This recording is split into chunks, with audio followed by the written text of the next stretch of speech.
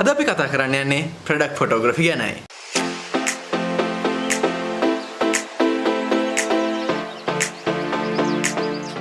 අයිබෝන් කියලා පිළිගන්නවා අපේ YouTube channel එකේ තවත් එපිසෝඩ් එකකට. ඕනම කස්ටමර් කෙනෙක් item එකක් purchase කරන්න කලින් ඒකේ photos බලනවා. ඉතින් මේ නිසා අපිට product photography කියන එක ඉතාමත්ම වැදගත් දෙයක්. ඉතින් අපි කොහොමද product photography හොඳටම කරගන්නේ?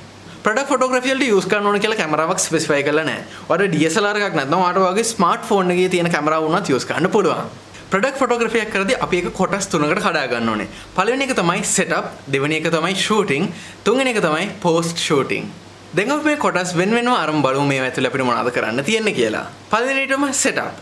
setup කියලා කියන්නේ අපි photo shoot එකට යන්න කලින් නැත්නම් product photography එකට යන්න කලින් සූදානම් වෙන එකට. අපි ෆොටෝග්‍රැෆි කරද්දී වැදගත්ම වෙන දේ තමයි ලයිටිං. ඉතින් ප්‍රොඩක්ට් ෆොටෝග්‍රැෆි වලටත් ලයිටිං ඉතාමත්ම වැදගත්. ඉතින් ඒ නිසා සෙටප් එකේ පළවෙනිම දේ තමයි ලයිටිං. අපි මේන් ලයිට් එක හැටියට අපි තෝරගන්න ඕන අපි යූස් කරන්නේ නැචරල් ලයිට්ද එහෙම නැත්නම් ආටිෆිෂල් ලයිට්ද කියලා. නැචරල් ලයිට් කියලා කියන්නේ ඉර එළියෙන් ලැබෙන ආලෝකයට. ආටිෆිෂල් ලයිට් කියලා කියන්නේ ඔයාගේ කැමරාවටම එන ෆ්ලෑෂර් එහෙම නැත්නම් ඔයා එක්ස්ටර්නලි යූස් කරන ෆොටෝග්‍රැෆි ලයිට්ස් වගේ දේවල් වලට. අපේ සෙකන්ඩරි ලයිටිං වලට අපි තෝරගන්න ඕන අපි යූස් කරන්නේ ෆිල් ලයිට් එකක්ද එහෙම නැත්නම් බවුන්ස් ලයිට් එකක්ද කියලා.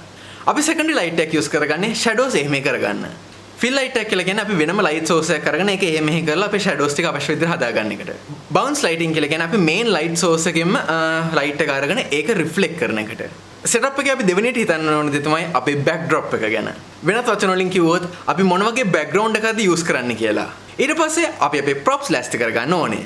props කියලා කියන්නේ ඔයාලා දැකලා ඇති product photography එක මේන් ප්‍රොඩක්ට් එකට අමතරව තව මලක් එහෙම නැත්නම් පොඩි ලැම්ප් එකක් ඒ වගේ දේවල් යූස් කරනවා. ඒවල තමයි අපි props කියලා කියන්නේ. props යූස් කරද්දී පුළුවන් තරම් simple props යූස් කරන්න. මොකද අපේ මේන් ප්‍රොඩක්ට් එකේ තියෙන attraction එක ඒ වලට යන්න පුළුවන් නිසා. setup එක ඇතුලේ තියෙන ඊළඟ දේ තමයි tripod එකක් යූස් කරන්න. මේකට හේතුව තමයි අපි අපේ කැමරා එක අතින් අල්ලගෙන ෆොටෝස් ගන්න යද්දී අපේ අත වෙවුලනවා. එතකොට අපි ගන්න ෆොටෝ එක blur වෙන්න පුළුවන්. ෆොටෝ එක බ්ලර් වුණාම අපේ ප්‍රොඩක්ට් එකේ තියෙන ඩීටේල්ස් ගොඩක් අඩු වෙනවා.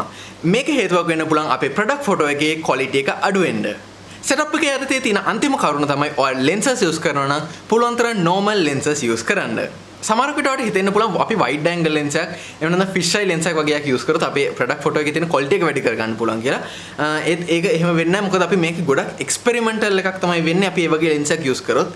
එතකොට අපිට වරදින තියෙන chances ගොඩක් වැඩි. දැන් අපි යනවා අපේ දෙවෙනි කොටසට shooting. වෙනත් වචන වලින් කිව්වොත් අපි product photos ගද්දී මොනවද කරන්න ඕනේ? පළවෙනියටම ඔයා decide කරනවා ඔයා product only photos ද ගන්නෙ එහෙම නැත්නම් in context photos ද ගන්නෙ කියලා. product only photos කියලා කියන්නේ ඔයාගේ product එක විතරයි ඒ photo එකේ තියෙන්නේ. in context photos කියලා කියන්නේ ඔයාගේ product එක කොහොමද use වෙන්නේ කියලා පෙන්වන photos. ඊළඟට එන කාරණේ තමයි rule of thirds. මේකදී ඔයා කරන්න ඕන දේ තමයි ඔයාගේ කැමරා එකේ view finder එක එහෙම නැත්නම් ඔයාගේ ෆෝන් එකේ display එක equally size කොටස් 9කට බෙදා ගන්න ඕනේ. ඊට පස්සේ ඔයා කරන්න ඕන දේ තමයි ඔයාගේ product එක මේකේ එන grid lines දෙකේ හරි grid lines intersect වෙන points වලට focus කරලා photo එක ගන්න එක. shooting යටතේ එන ඊළඟ කාරණේ තමයි multiple angles වලින් photos ගන්න එක. ඔයා product එකේ photos ගද්දී එක එක angle වලින් ගන්න. ඒ කියන්නේ උඩින් ගන්න පුළුවන් එහෙම නැත්නම් පැත්තකින් එහෙම නැත්නම් කෙලින් අතට ඒ වගේ different angles වලින් එහෙම නැත්නම් different actions වලින් photos ගන්න. මේකට ගොඩක් වැදගත් වෙනවා මොකද අන්තිමේට ඔයාලට ලොකු වැරයිටි එකක් තියෙන ෆොටෝස් තියෙනවා. ඊට පස්සේ අපි හිතන්න ඕනේ දේ තමයි color psychology. color psychology කියලා කියන්නේ බ්‍රෑන්ඩින් වලදී ඉතාමත්ම වැදගත් සාධකයක්. මේකට හේතුව තමයි colors වලින් පුළුවන් මිනිසුන්ට emotions දෙන්න. ඔයාලට පුළුවන් නම් ඔයාගේ product photos වලින් හරිම emotion එක ඔයාගේ customers ලට දෙන්න. ඔයාගේ product එක sell වෙන්න තියෙන chance එක ඉතාමත්ම වැඩි. shooting යටතේ එන අන්තිම කාරණේ තමයි ඇත්තම colors capture කරන්න. මේකට හේතුව තමයි මම ඉස්සෙල්ලා කිව්වා වගේ කස්ටමර්ස්ලා item එක purchase කරන්නේ product images බලලා. ඉතින් ඔයාගේ product image එකේ තියෙන color tone එක ඔයාගේ product එකේ color tone එකට වඩා වෙනස් නම් ඔයාගේ customerට item එක ගියාට පස්සේ එයා unsatisfied වෙන්න පුළුවන්. customer unsatisfied වුණ ගාම අනිවාර්යයෙන්ම එයා ඔයාගේ product එකට bad review එකක් දානවා. එතකොට ඔයාගේ future customersලා වුණත් ඔයාගේ product එක ගන්න පැකිලෙන්න පුළුවන්. දැන් අපි යනවා අපේ product photography වල තියෙන අන්තිම section එකට post shooting. මේකේ තියෙන එකම එක කාරණයයි ඒ තමයි editing. ඔයාගේ product photos ගත්ත ගාම මේ ඔයාගේ sales channels එහෙම නැත්නම් social media වලට දාන්න යන්න එපා.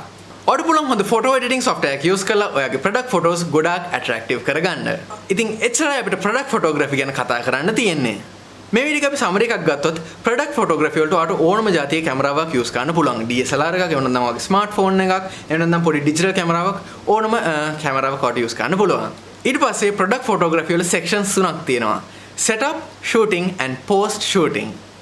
මේ වීඩියෝ එකෙන් මම මොනවා හරි අලුත් දෙයක් ඉගෙන ගත්තා නම් අනිවාර්යයෙන්ම මේ වීඩියෝ එක ලයික් කරන්න.